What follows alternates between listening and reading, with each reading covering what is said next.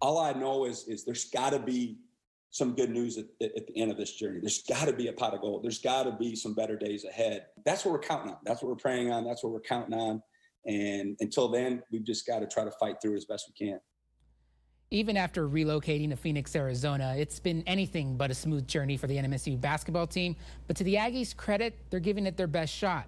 Midway into the college basketball season, the NMSU men's team have played only 3 games. Their last game back on December 28th. Now, NMSU's season is currently on hold yet again following multiple cases of COVID-19. As a result, this week's games against UT Rio Grande Valley are postponed. WAC play is well underway, and NMSU has yet to get in a conference game.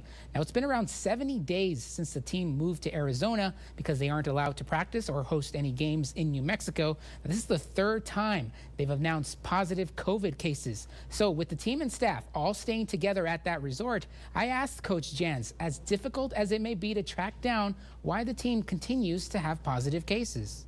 Are you serious? Like, I'm a basketball coach. I'm not a doctor. I don't know how many people you know that have been infected, like how many people you know personally, but some of them have a really good idea of how they contracted the virus, and I would bet others have no clue. I don't even think a doctor can answer that question.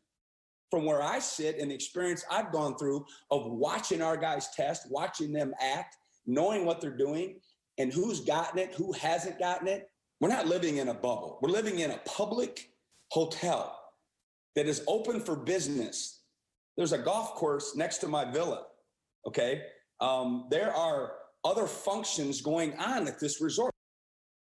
Jans went on to explain that it may take a while for a player to test positive for the virus, and then they'd have to quarantine. The quarantine time starts all over again. For Jans, the Aggies are just playing the cards they were dealt.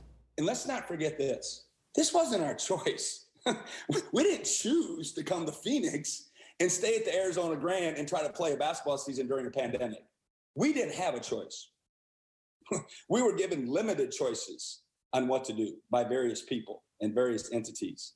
So if people are pointing fingers and raising eyebrows, come down here and live with us for a couple weeks, okay? And I'm very confident that and proud of our team, our program, for how they're handling this situation. I'm with them every day. Now, Jans says the team will need some direction from the WAC on how to make up those games. He added that for him, shutting down the season is not an option. Now, their next scheduled game is January 29th against Grand Canyon University.